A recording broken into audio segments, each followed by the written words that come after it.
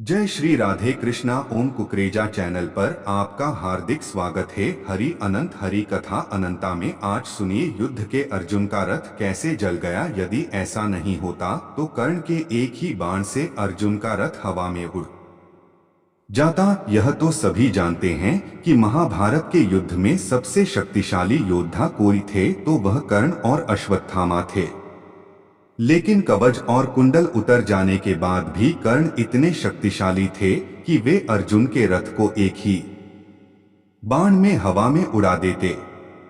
लेकिन ऐसा हो नहीं सका। दरअसल युद्ध में एक दिन कर्ण और अर्जुन आमने सामने थे। दोनों के बीच घमासान चल रहा था।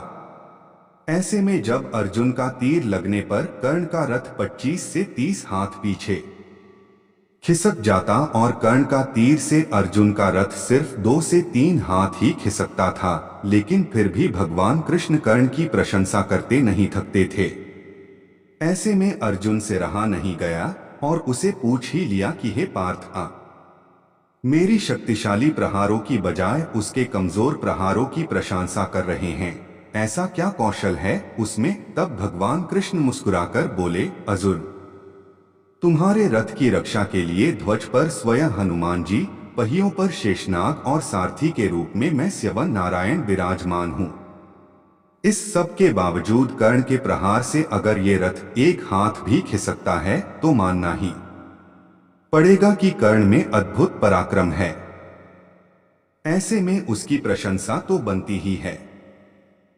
कहते हैं युद्ध समाप्त होने के बाद जैसे ही भगवान कृष्ण रथ से उतरे, रथ स्वतः ही भस्म हो गया। वो तो कर्ण के प्रहार से कब का भस्म हो चुका था, पर नारायण विराजे थे इसलिए चलता रहा। ये देख अर्जुन का सारा घमंड चूर चूर हो गया। हनुमान जी के बगैर युद्ध जीतना असंभव था। हनुमान जी के बारे में तो सभी जानते हैं कि उनके बगैर तो यह युद्ध जीतना असंभव था। हनुमान जी से पांडवों की मुलाकात वनवास के दौरान गंधमादन पर्वत पर हुई थी।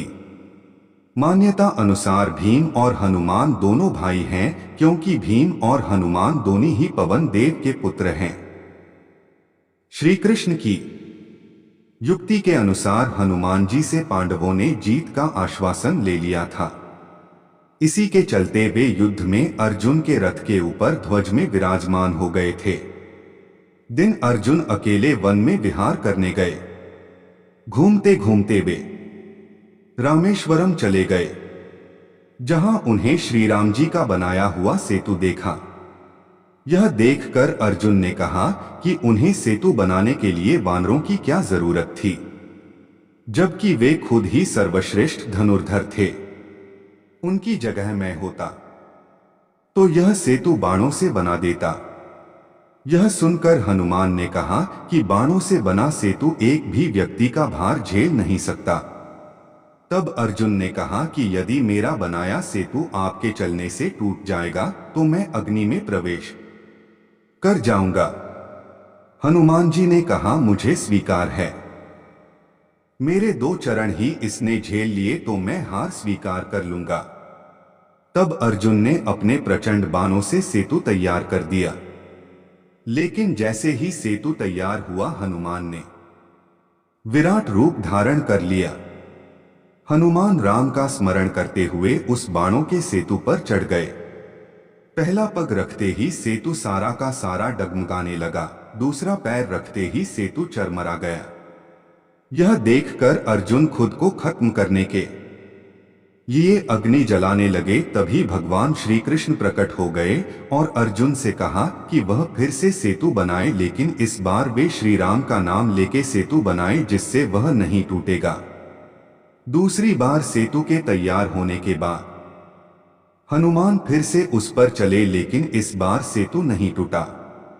इससे खुश होकर हनुमान ने अर्जुन से कहा कि वे युद्ध के अंत तक उनकी रक्षा करेंगे।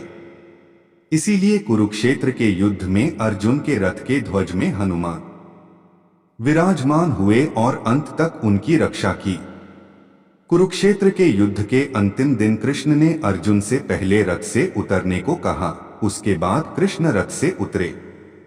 कृष्ण ने हनुमान जी का धन्यवाद किया कि उन्होंने उनकी रक्षा की। लेकिन जैसे ही हनुमान अर्जुन के रथ से उतर कर गए, वैसे ही रथ में आग लग गई। यह देखकर अर्जुन हैरान रह गए। कृष्ण ने उन्हें बताया कि कैसे हनुमान उनकी दिव्य अस्त्रों से रक्षा कर रहे थे।